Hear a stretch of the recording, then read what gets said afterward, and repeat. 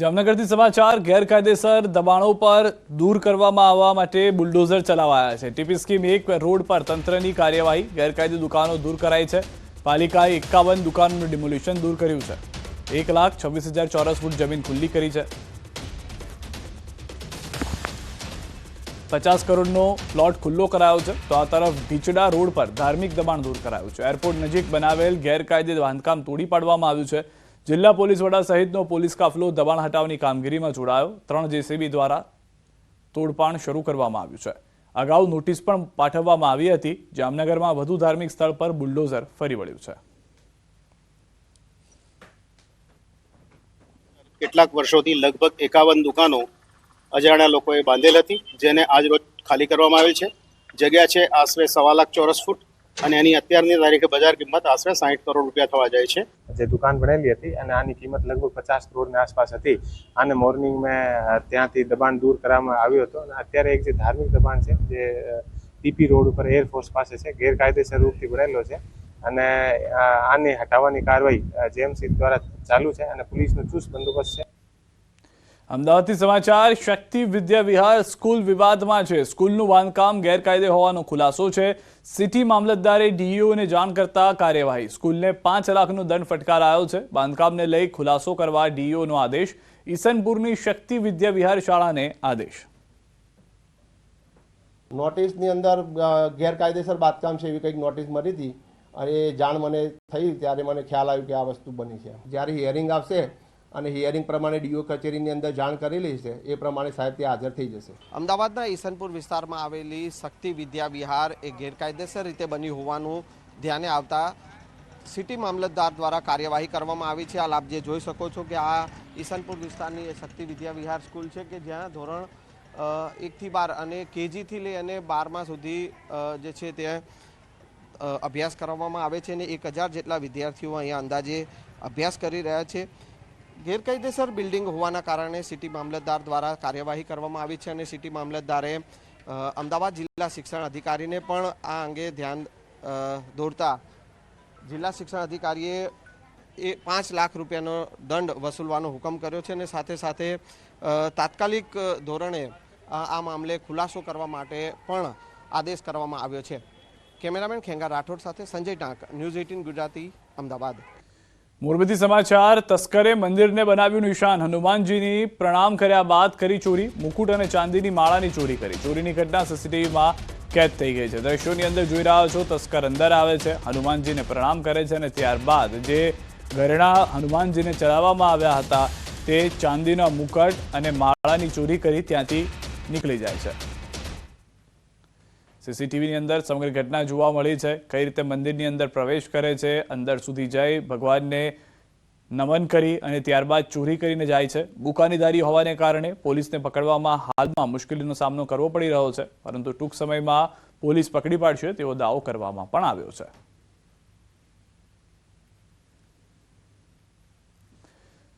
સુરતથી સમાચાર મળી રહ્યા છે। ગેંગરેપ વિથ લૂંટ મામલે સફળતા। પોલીસે એક આરોપીને દબોચી લીધો છે। 30,000ની લૂંટ કરી આચર્યો હતો ગેંગરેપ। નિકુંજ ભીંગરાડિયાની ભાવનગરથી ધરપકડ કરવામાં આવી છે। અન્ય આરોપીઓની શોધખોળ હજી પણ ચાલુ છે। જે 30,000 રૂપિયાની લૂંટ કરવામાં આવી હતી મહિલા પાસેથી અને ત્યારબાદ ગેંગરેપની જે ઘટના ઘટી હતી તેમાંથી એક વ્યક્તિને પકડવામાં સુરત પોલીસને સફળતા મળી છે। હજી અન્ય આરોપીઓ ફરાર છે।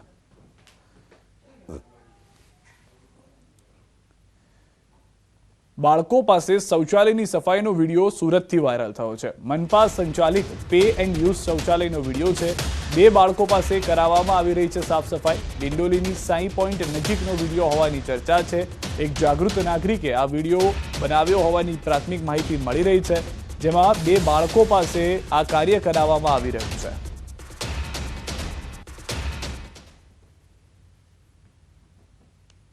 એના અગેન્સ્ટમાં સૂચના આપી દેવામાં આવી છે કે તાત્કાલિક અસરથી ત્યાં છાનબીન કરીને હકીકત શું છે અને અગર આ પ્રકારની પ્રવૃત્તિ માલુમ પડી હશે તો એના પર કસૂરવારના આધારે તાત્કાલિક પગલાં લઈને એજન્સીની ઉપર કડક કાર્યવાહી કરવામાં આવશે।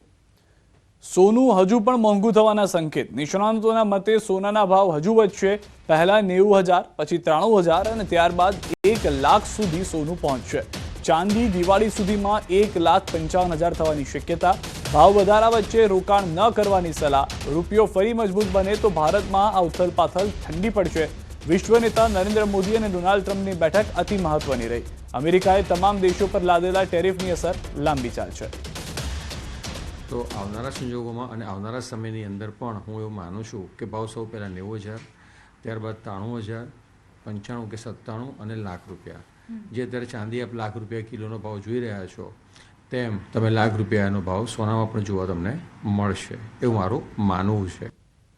બોર્ડની પરીક્ષાને હવે માત્ર ગણતરીના દિવસો જ બાકી રહ્યા છે. ધોરણ 10ના વિદ્યાર્થીઓની વાત કરવામાં આવે તો આ વિદ્યાર્થીઓને સૌથી વધુ તકલીફ ગણિત વિષયમાં પડતી હોય છે.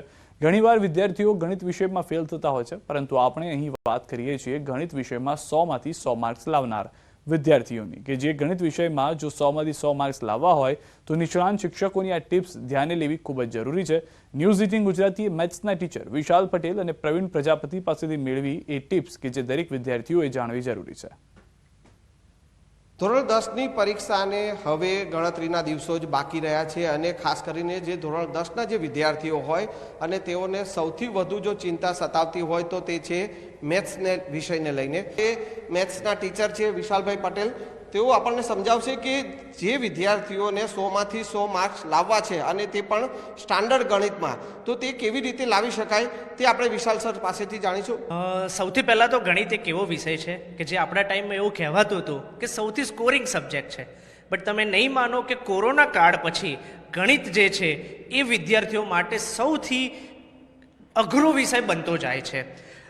ગવર્મેન્ટે ઘણા બધા ઉપાય પણ કર્યા છે કે સ્ટાન્ડર્ડ મેથ્સ અને બેઝિક મેથ્સ જે છે એના 2 ભાગ પાડી દીધા છે કે જેથી વિદ્યાર્થીઓ ગણિત પ્રત્યે ડરવાનું બંધ કરી દે. અને આપણે જે ગણિત વિષય જે છે એ ગણિત વિષય બહુ જ સરળ વિષયમાં કન્વર્ટ થઈ રહ્યો છે, કારણ કે હવે જે સરકારે આપણને નિર્ણય આપ્યો છે કે ગણિતને 2 ભાગમાં વહેંચી દીધું છે, બેઝિક મેથ્સ અને સ્ટાન્ડર્ડ મેથ્સની અંદર. જો બેઝિક મેથ્સની અંદર આપણે 80માંથી 80 માર્ક્સ લાવવા હોય બોર્ડની પરીક્ષાની અંદર તો બહુ જ સરળ છે, કારણ કે આપણને જે સરળ ચેપ્ટરો જે છે, ધારો કે આંકડાશાસ્ત્ર જે છે, સંભાવના જે છે, પછી પ્રમેય જે છે, પ્રમેયની અંદર આપણે 2 પ્રમેય કરીએ તો આપણે એની અંદર વધારે પડતું ફોકસ કરી શકીએ છીએ. વિદ્યાર્થીઓએ હવે એ ધ્યાન રાખવાનું છે કે તે પ્રમાણે તૈયારી કરે તો તેઓને પણ ગણિતમાં 100માંથી 100 માર્ક્સ આવી શકે તેમ છે. કેમેરામેન ખેંગાર રાઠોડ સાથે સંજય ટાંક, ન્યૂઝ 18 ગુજરાતી, અમદાવાદ. સમાચારોમાં અત્યારે બસ આટલું જ. આપ જોતા રહો ગુજરાતની number 1 news channel news 18 Gujarati.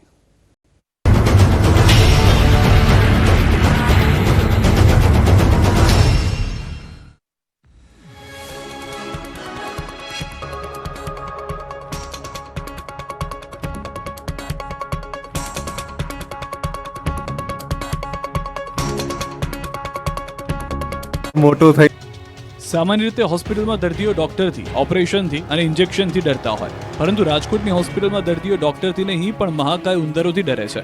જી હા, સૌરાષ્ટ્રની સૌથી મોટી રાજકોટની સિવિલ હોસ્પિટલમાં મહાકાય ઉંદરો આંટાફેરા મારે છે. ઉંદરો આમથી તેમ ફરી દર્દીઓના પગ કોતરે છે તો સિવિલના સાધનોને પણ નુકસાન થાય છે. ઉંદરનો ત્રાસ એટલો બધો વધી ગયો છે કે દર્દીઓ હવે અહીં સારવાર લેવા આવતા ડરે છે. ત્યારે સિવિલ હોસ્પિટલમાં તંત્ર દ્વારા ઉંદરો તો પકડી પાડ્યા, પણ ઉંદરો પકડવા મામલે અજીબોગરીબ ઘાટ સર્જાયો. સિવિલ હોસ્પિટલમાં તંત્ર દ્વારા ઉંદરો પકડવા મામલે એનિમલ વેલફેર બોર્ડની લાગણી દુભાઈ છે. તેમણે સિવિલ હોસ્પિટલને નોટિસ ફટકારી છે. જી હા, સત્તાધીશોને ઉંદરો પર અત્યાચાર કરો છો, શા માટે તમારા પર વિવિધ કલમ મુજબ